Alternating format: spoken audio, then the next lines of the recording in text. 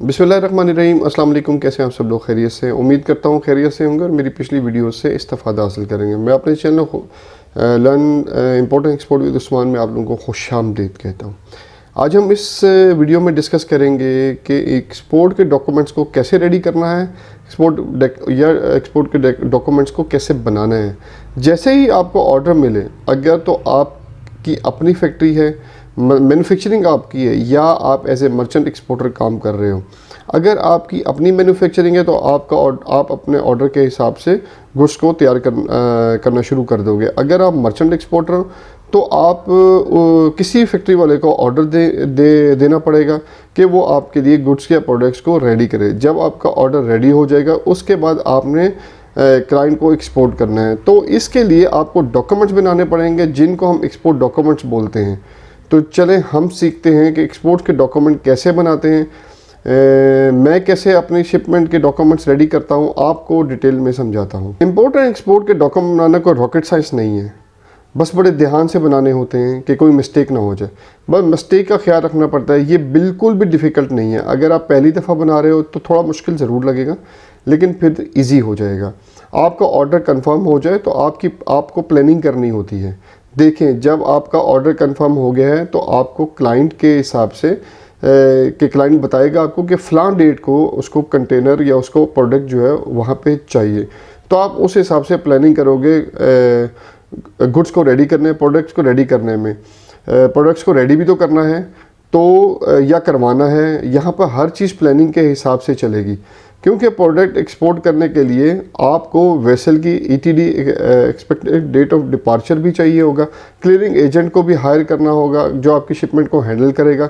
Clearing agent को phone करके आप वेसल की डिटेल लेंगे। अवेलेबिलिटी भी चेक करनी पड़ेगी। वेसल कौन से डेट के अवेलेबल है, इस हिसाब से आपको प्रोडक्ट रेडी करनी है या करवानी है। जब आपकी वेसल की डेट फाइनल हो जाती है कि वेसल इस दिन अवेलेबल है, तो आप क्लियरिंग एजेंट को बोलकर कंटेनर बुक करवा लेंगे। कि इधर एक बात अगर आप कंफर्म करेंगे कि अगर आप CIF है, CIF इनको टर्म यूज़ करें तो कंटेनर आपको बुक कराना है, एक्सपोर्टर बुक करवाता है। इसलिए क्लियरिंग एजेंट को कंफर्म करना पड़ेगा कि इस डेट को कंफर्म कर दो, हमने इस डेट में लोडिंग करनी है या स्टफिंग करनी है। जब प्रोडक्ट रेडी हो जाती हैं तो सबसे पहला स्टेप आता है पैकिंग लिस्ट। सबसे पहले जो भी ऑर्डर है वो रेडी हो जाएगा तो आपको उसकी नेट वेट और ग्रॉस वेट चेक करना पड़ेगा। आपको एक्यूरेसी के हिसाब से पैकिंग लिस्ट बनानी पड़ेगी। एक दफ़ा ऐसा हुआ था कि हमने जो वेट है वो तो जो हमारा वेट है वो कंटेनर के पे लोड से ज़्यादा हो गया था, तो उस पर हमारे at least 1.5 lakh rupees extra charge हुए थे। आपको कंटेनर के सेक्शन में डिटेल से समझाऊंगा कि ये आपने पे लोड के हिसाब से कैसे लोडिंग करनी होती है। वापस आते हैं प्रोडक्ट पे। अगर आप मर्चेंट एक्सपोर्टर है तो आपको मैन्युफैक्चरर से नेट वेट और ग्रॉस वेट लेना होगा। अगर आपकी प्रोडक्ट का नेट वेट और ग्रॉस वेट नहीं है तो पैकिंग लिस्ट नहीं बनेगी, मुश्किल हो जाएगा। क्योंकि आपकी अपनी प्रोडक्ट का नेट वेट और ग्रॉस वेट का नहीं पता तो पैकिंग लिस्ट में क्या वेट डालोगे। वेट का आपको बिल्कुल क्लियर होना चाहिए, मैन्युफैक्चरर हो या मर्चेंट एक्सपोर्टर हो। अब ये नेट वेट और ग्रॉस वेट होता क्या है, देखें। मैंगो की एग्जांपल लेते हैं। जब मैंगो दरख्त पर होता है और दरख्त से उतार के उसका वेट करते हैं सिर्फ मैंगो का, तो वो नेट वेट होता है। जब उसको कार्टन में डाल देते हैं तो कार्टन के साथ जो आप वेट करते हैं मतलब मैंगो प्लस कार्टन वेट जो होगा वो ग्रॉस वेट होगा उस प्रोडक्ट का। मैंगो के वेट को नेट वेट जब कार्टन में आ जाएगा तो उसको ग्रॉस वेट बोलेंगे। यहाँ पर हमने पैकिंग लिस्ट बना ली है। अब इनवाइस बारी है इनवाइस की। आपकी प्रोडक्ट जो रेडी हो गई है अब उसकी आप इनवाइसिंग करेंगे, बिल इनवाइस बनाएंगे।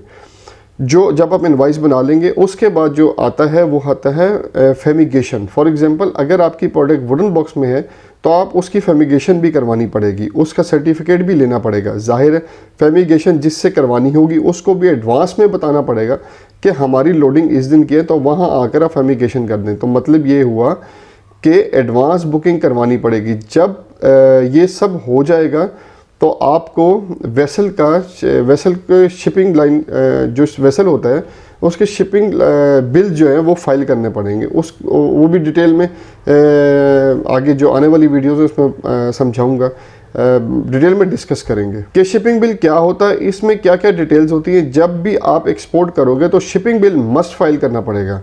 वैसे इसकी आपको इतनी टेंशन लेने की ज़रूरत नहीं होती, क्योंकि ये क्लियरिंग एजेंट आपके बिहाफ पे शिपिंग लाइन को शिपिंग बिल फाइल कर देगा। ये जो प्रोडक्ट एक्सपोर्ट हो रही है उसकी सारी डिटेल देगा कि इसके अंदर इतनी क्वांटिटी है, इसके अंदर नेट वेट क्या है, इसका ग्रॉस वेट क्या है, वो कस्टम को पूरी इन्फॉर्मेशन शेयर करेगा और शिपिंग लाइन को फाइल करेगा।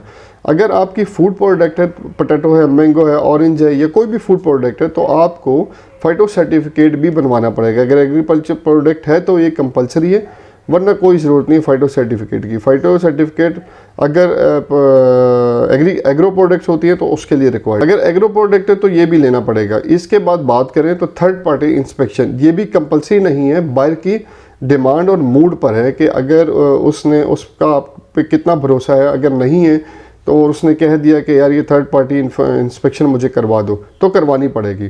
तो ये कैसे करवाएंगे? जब आपकी प्रोडक्ट रेडी हो जाती है तो आप थर्ड पार्टी इंस्पेक्शन वाले को फ़ोन करते हैं, जो बायर आपको बताता है कि उसको आप डिटेल में बताएंगे कि हमारी लोडिंग इस जरिए, और लोकेशन बताएंगे कि हमने यहाँ से इसकी लोडिंग करनी है। वो आपके पास टाइम पर पहुँच जाएगा, उस डेट पर पहुँच जाएगा जब आपने लोडिंग करनी है, और बायर की रिक्वायरमेंट के हिसाब से वो प्रोडक्ट को चेक करेगा, वेट चेक करेगा, नेट वेट चेक करेगा, ग्रॉस वेट चेक करेगा, क्वांटिटी चेक करेगा, क्वालिटी चेक करेगा और अपने सामने लोडिंग करवाएगा। ये बायर्स के मूड पे है कि उसने किस हिसाब से पार्टी इंस्पेक्शन करवानी है। और जब इंस्पेक्शन कंप्लीट हो जाएगी तो वो आपने उसका सर्टिफिकेट लाजमी लेना है, जो बायर को आप देंगे। आगे बात करें तो वो है सर्टिफिकेट ऑफ ओरिजिन। ये सर्टिफिकेट आपको इजीली चैम्बर ऑफ कॉमर्स से मिल जाएगा।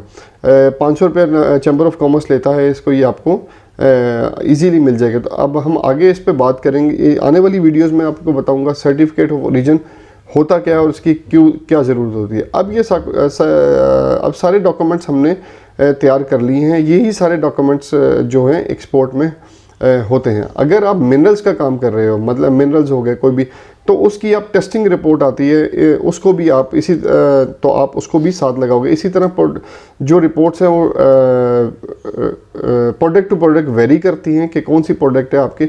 अगर उसकी टेस्टिंग रिपोर्ट ज़रूरी है तो वो आप लगाओगे। इसके बाद शिपिंग लाइन आपको BL प्रोवाइड कर देगा।